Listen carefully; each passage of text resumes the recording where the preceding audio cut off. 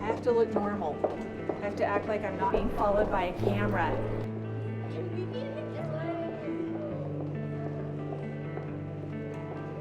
I had miserable years in school where my teacher didn't like me or I didn't feel a part of a classroom community. And then I had years in school where we were all a cohesive body of kids who worked together with a teacher who led us.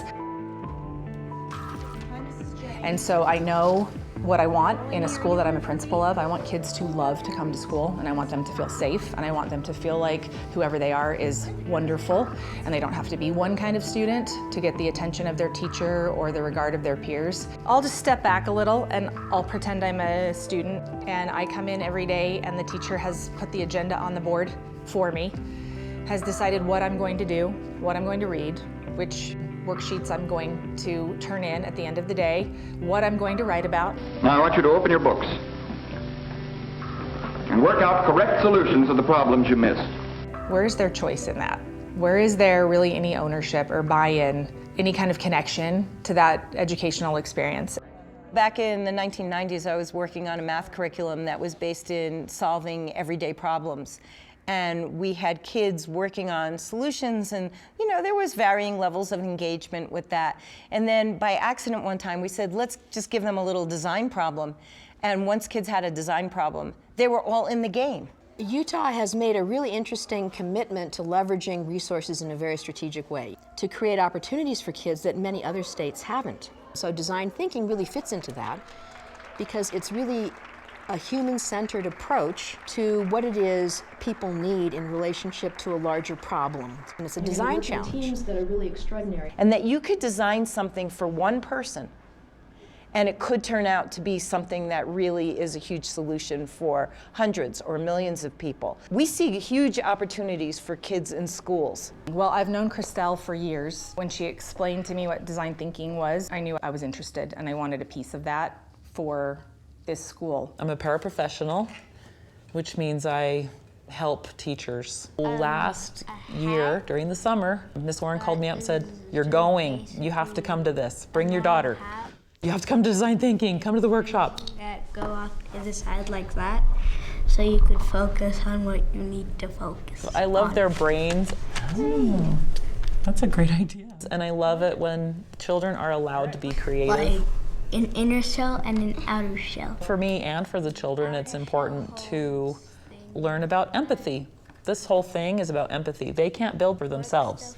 They have to ask other people and learn about what their needs are and then try to design for them. And having a lot of kids learn how to be empathetic of other people makes a better community, better world. Design. Thinking. Design. Thinking. Design thinking is a combination of processes, skills, and mindsets. As groups, we are going to engage in a design challenge. And in design challenges, we don't start with a problem, but we start with a problem space. Our problem space for the workshop today is shelter.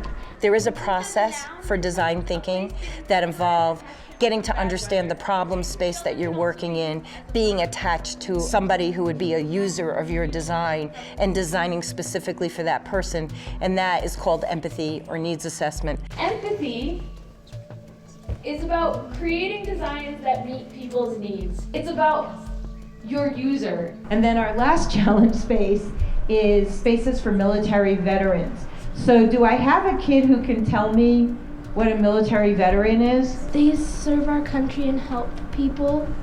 So people who are in the armed forces in the United States, they're serving their country, they're trying to keep us safe, and we are involved in a couple of wars. This picture that's up there is a friend of mine who came home from Afghanistan yesterday.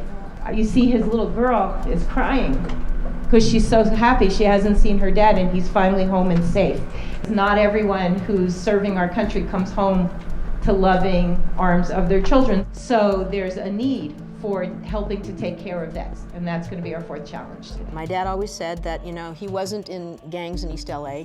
He had a different gang. It was the Jarheads, it was the Marines. So he went into the Marine Corps when he was 16, and it transformed my dad. And when he came to Utah, he was totally committed to advocating for veterans, very admired by John Huntsman, in some ways transforming the view of minority people working together in a really interesting way to advocate for veterans in Utah.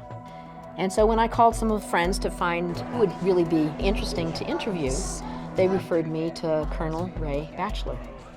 And when I met him, and because he knew my dad and he knew my mother, it was really a deeply touching experience. This is Ray Batchelor. He is a Marine, and he has also... The interview process itself may be one of the hardest parts of design thinking. And he has been to many countries, so take your time, really get to know. I think that piece is always the biggest struggle. I'm Alex. And then taking from what that person says, enough information to talk about what it is you might design. A facilitator. You know what I think about interviewing a veteran of war? And now the floor is yours. The appreciation, even at an elementary school child's level, is going to be more motivating to really nail a great design. How many wars have you fought in? I've been in 3 wars. And which ones were the most deadliest? If you talk with any Marine that's been in combat, whatever war we're in is the deadliest. My job over 32 years spanned everything from shining shoes to taking care of the President of the United States. Every day is a holiday and every meal a feast. And I've never had a bad day. I was blessed to be raised by 2 immigrants that said we are fortunate to live in the greatest nation in the world. Both my parents are from the Philippines. Yes. It's almost like you can watch their brains bending as they get this idea of an empathy map and an interview, because that's not something they get the chance to do. It's usually what they want, their perception. You can almost just see them sitting there thinking, okay, I have to do this for another person. And that's a huge stretch for them, and it's such a great stretch. The biggest difficulty is being able to assimilate back into society. What I notice is that's a level of maturity to really appreciate that someone else might be dictating what you're doing. Today's veteran is younger. Typically you think of a veteran as being somebody that's old and decrepit like me, but today they're in their 20s and their 30s and they have families. We don't care what religion you are, we don't care about what color you are. Yes, Alex? How much do you get paid in the military? Good question. Now, most veterans would say not enough. Yes, sir. Could you describe what needs they had? Are you referring to other military veterans? What kind of needs they have? Yeah, education, being able to buy food. Probably one of the most heinous things that a human being can do to another human being is to go out there with the intent of doing them harm, killing them, maiming them, destroying where they live and things like that. That's very hard for us. And I don't know of a single Marine that comes out of it cheering. And we work as a team and we become bonded. So those are the kind of things that make us strong. It's not so much about the combat, it's the ability to avoid combat. Back up. This is wonderful. So find good quotes. A lot of our kids struggle to communicate their experience. Some are language learners, some just haven't had a lot of opportunity to do that. And so this process, I've noticed they have to talk about what they're doing, they have to describe a prototype, they have to interview a user, and all of those things are oral language development. Maybe each person can say something you think he felt. Hey, I think he felt kind of sad. Ooh, that's very good. His job was to kill and destroy. You said that So exactly. he didn't like doing that because it made him feel really hurt inside. I thought he felt confident because he said he doesn't have a bad day no matter what. And there was a great little instance with Nayeli. She doesn't always have the words for things and she rarely talks. He probably felt that. And I had just innocently gone to the group and said, each person say something that Ray felt or thought. And she took her turn. Other veterans, because. And she had a hard time finding the words, but she finished it. Thank you. Because of other veterans that had protected his country, so he felt that he needed to be in the military to thank those other veterans that were from the Excellent insight. That's a really good insight. And then she ran up to the needs chart and started writing on it as soon as we put it up. And I just felt like she had a little opening today, and so the day was worth it. Oh, appreciation. Good. Yeah. Number one. That's a good one. Number one, appreciation. Kids really learn how to listen carefully, speak coherently, Good. That was a good word. Great suggestion. build on each other's questioning, and they develop empathy maps in relationship to what they actually heard someone say. And that's really a rare skill.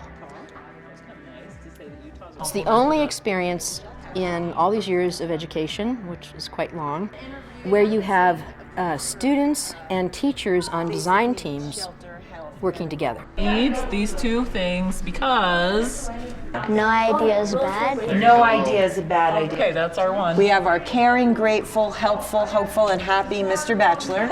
Needs transition help for vets because most people don't understand what they've gone through. The Big Brothers Big Sisters, but then Yes, like Big Brothers, Big Oh, Sisters. Yes. And this is the same thing. This all kind of And a lot of these are going to go combines. together, which is You're ready to prototype. Start prototyping. So it needs to be a place where these matches can be made, but that electronic devices, right? So two boxes or just one box. I like it. I just feel like a tennis court. The more practical Useful. This is practical. That one's the fun stuff. Yeah, good idea. Go get some. Make something awesome. We could cut this out so it could make an elevator. And then they come up with these designs, and they start prototyping. They're disabled, They're right? disabled and they're in a wheelchair. One of the things that I always get very excited about is how once they get their hands on the materials, they start thinking with their hands. That could be the walls, and then this will be the carpet. So They aren't so worried about what's going on in their heads, and they are using the materials, starting to do construction of things, and then they start thinking even more. and then here is it for the top. We have 15 minutes. So every time they create one thing in their design, they start thinking about 3 or 4 more things that should be there, Beds, here are some beds. or how it could really meet their users' needs. And we're working on the theater, like the theater. And so when I see them engage that deeply, I know that all the wheels are turning. For a celebration. They are reaching this really great place that I like to think of as a place where they're really learning. It is 10:16. Kids get a little bit of ownership. Once they have that ownership and they feel like they are active participants, there's kind of no stopping them.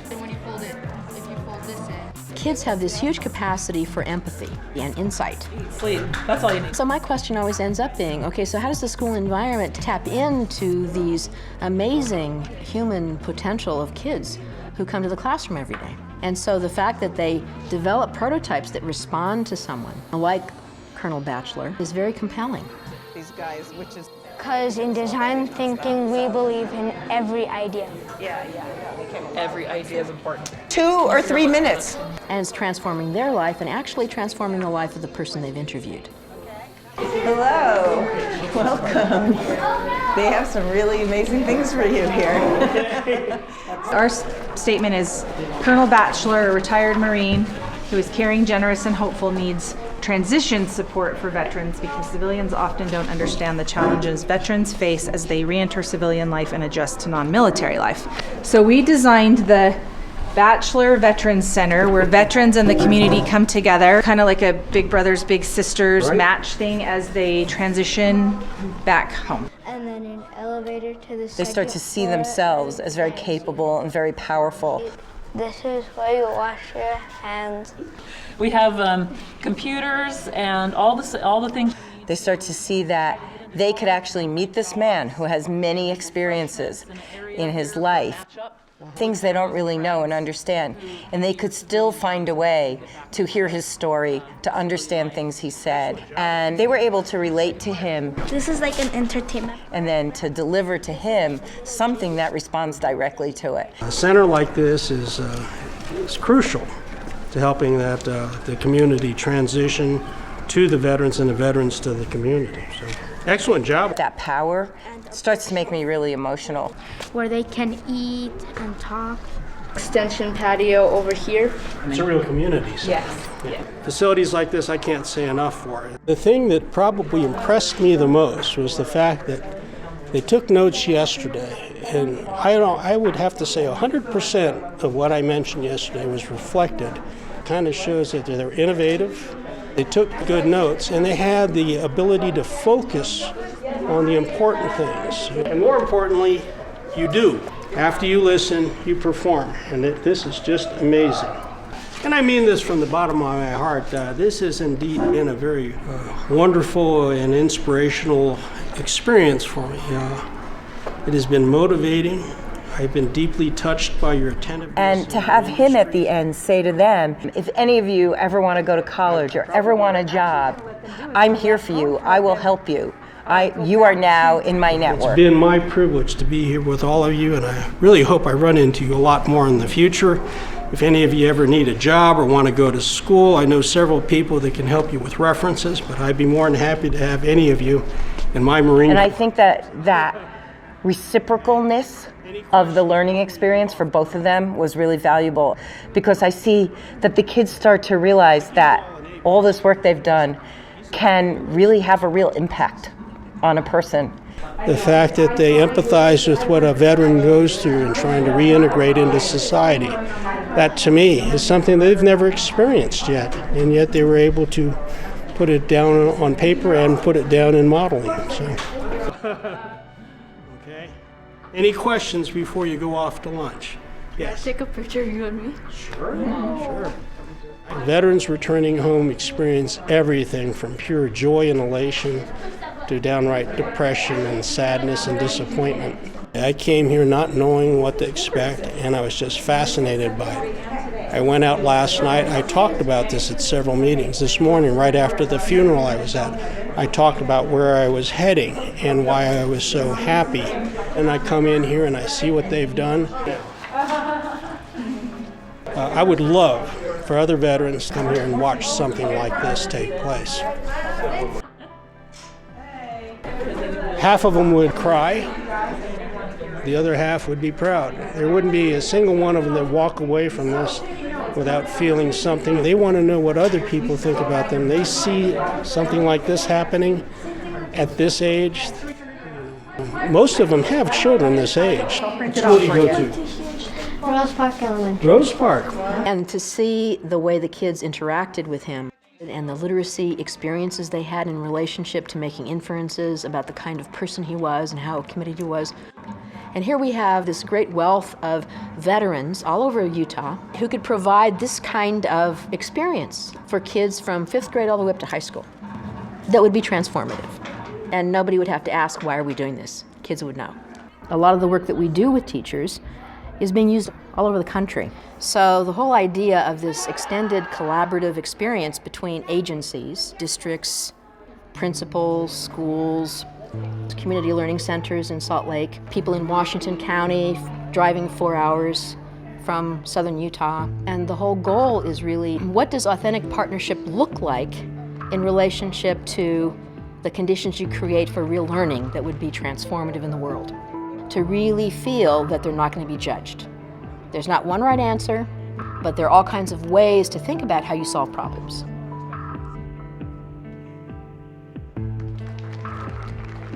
I see that there's this whole equity issue about the kinds of education that different people in our country get. And I feel that it's so important to bring this to public school kids. To me, I define equity as access. And so bringing design thinking here is offering our students an opportunity that otherwise there's a really good chance they wouldn't be able to go out and get. I just think this is a great tool for being an advocate for yourself because you know yourself. So they're going to do more to actually stay in school. And getting through high school is a huge thing. I mean, it's huge. Our kids have had a chance to raise their awareness of the world around them. I guarantee that of the 6 kids that worked with Colonel Batchelor, maybe 1 or 2 of them had any idea what a veteran of war was. And they'll never be the same because of it. Now they know something new that they wouldn't have known otherwise. And the goal of design thinking, maybe its primary goal is to prototype, but I think the biggest goal of it is to develop empathy and take the perspective of others. And you launch a bunch of kids like that into the world, and it's going to be a better place.